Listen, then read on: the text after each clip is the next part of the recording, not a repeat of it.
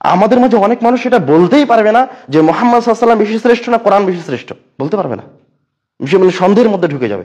অথচ কোরআনুল কারীম মুহাম্মদ সাল্লাল্লাহু আলাইহি ওয়াসাল্লামের চেয়ে শত গুণ বেশি শক্তিশালী, লক্ষ কোটি গুণ বেশি শক্তিশালী। তার একটা উজ্জ্বল দৃষ্টান্ত দেখেন, উদাহরণ দেখেন। মানুষরা কিয়ামতের মাঠে উপস্থিত হবে, কিয়ামতের ভয়াবহতার কারণে ছোটাছুটি শুরু করে দিবে আমাদের বিচার কার্য সম্পূর্ণ করা হোক। সহিহ বুখারীর লম্বা হাদিস, ছোট্ট করে বলছি। তো প্রথমে তারা একজন নবীর কাছে আসবে, তারা আদমের কাছে যাবে, নূহের কাছে যাবে, ইব্রাহিমের কাছে যাবে। কেউ আল্লাহ রাব্বুল আলামিনের কাছে এসে শাফাত করার মতো হিম্মত দেখাবে না, সাহস করতেই পারবে না। শেষ পর্যন্ত আমাদের নবী মুহাম্মদ সাল্লাল্লাহু আলাইহি ওয়াসাল্লাম সাহস করবেন। উনি সাহস করে অনুমতি প্রার্থনা করবেন, আর যখন অনুমতি দেওয়া হবে তখন তিনি মহান রব্বুল আলামিনের কাছে আসবেন। মহান রব্বুল আলামিনের কাছে এসে তার সামনে দাঁড়িয়ে কথা বলতে পারবেন না, তার দরবারে তার পায়ে সিজদায় লুটিয়ে পড়বেন।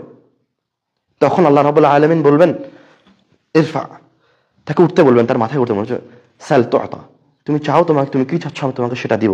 পরে মুহাম্মদ সাল্লাল্লাহু আলাইহি ওয়াসাল্লাম কিছু বলবে, বলে তার আরো কিছু বলার প্রয়োজন, আবার সিজদায় লুটিয়ে পড়বে, আবার উঠতে বলবে, আবার কি চাইবে সেটা দিবে, আবার সিজদায় লুটিয়ে পড়বে। এইভাবে মুহাম্মদ সাল্লাল্লাহু আলাইহি ওয়াসাল্লাম আল্লাহর দরবারে গিয়ে শাফাত করবে। কিন্তু কোরআনের শাফাতে আসেন, সাল্লাম বলছে ইকরাউল কোরআন ফাইন্নাহু ইয়াতি শাফিআন লিআসহাবি, তুমি কোরআন তেলাওয়াত করো, কোরআনুল কারীম তোমার জন্য কিয়ামতের দিন শাফাত করতে আসবে। কিভাবে শাফাত করতে আসবে? এই হাদিসটা একটু লম্বা। ইকরাউজ যাহরাওয়াইন, অন্তত শক্তিশালী দুইটা সূরা তেলাওয়াত করো। প্রথমে অন্তত কোরআনুল কারীম তেলাওয়াত করো, যে পারে সম্পূর্ণ কোরআন তেলাওয়াত করো, যদি না পারে তো অন্তত কি করবে? যাহরাওয়াইন, শক্তিশালী দুইটা সূরা তেলাওয়াত করবে। কি কি শক্তিশালী দুইটি সূরা? আল বাকারা ওয়া আলে ইমরান। সূরা বাকারা আলে ইমরান পড়ো। কেন? فإنهما تأتيان يوم القيامة كأنهما غمامتان, তারা কিয়ামতের দিনে আকৃতি ধারণ করে উপস্থিত হবে। তাদের আকৃতি কি হবে? দুটি মেঘের খণ্ডের মতো। আও গায়ায়াতান, অথবা দুইটি সামিয়ানার মতো। আও কান্নাহুমা ফিরকানি মিন তাইরিন সাওয়াফ, অথবা ডানা মেলে উঠতে থাকা দুই ঝাঁক পাখির মতো আকৃতি নিয়ে তারা কিয়ামতের দিনে উপস্থিত হবে, কিন্তু তারা স্ব-আকৃতিতে উপস্থিত হবে। এবার দেখেন মুহাম্মদ সাল্লাল্লাহু আলাইহি ওয়াসাল্লাম শাফাত করতে গিয়ে মহান রব্বুল আলামিনের দরবারে বারবার সিজদায় লুটিয়ে পড়ছে, অনুমতির প্রার্থনা হচ্ছে, প্রয়োজন হচ্ছে।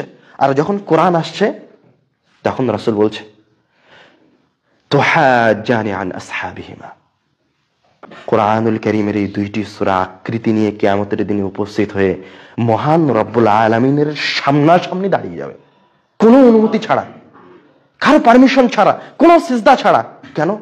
কোরআন যে মহান রব্বুল আলামিনের অংশ। তুহাজ্জানি আন আসহাবিহিমা, যারা এই দুটি সূরাকে তেলাওয়াত করেছে, যারা কোরআন তেলাওয়াত করেছে ইহকালে, তাদের পক্ষ নিয়ে কি করবে কোরআনুল কারীম? শাফাত করবে না। শাফাত মুহাম্মদ সাল্লাল্লাহু আলাইহি ওয়াসাল্লাম করেছিল। এবার শক্তি ভিন্ন, ক্ষমতা ভিন্ন। তুহাজ্জানি আন আসহাবিহিমা, মহান রব্বুল আলামিনের সাথে আপনার পক্ষ নিয়ে বাদানুবাদ শুরু করে দিবে, তর্ক বিতর্ক শুরু করে দিবে মহান রব্বুল আলামিনের সামনে কিয়ামতের দিন, যেদিন কারো কোনো ক্ষমতা থাকবে না। বলবে হে আল্লাহ, দুনিয়াবী জীবনে এই ব্যক্তি আমাকে তেলাওয়াত করেছে, তুমি তাকে কিভাবে জাহান্নামে নিয়ে যাবা? তর্ক করে এই দুনিয়াবী জীবনে আপনার সামনে যেমন দুইজন উকিল তর্ক বিতর্ক করে, ঠিক ওইভাবে এই সূরাগুলি মহান রব্বুল আলামিনের সাথে তর্ক বিতর্ক করবে।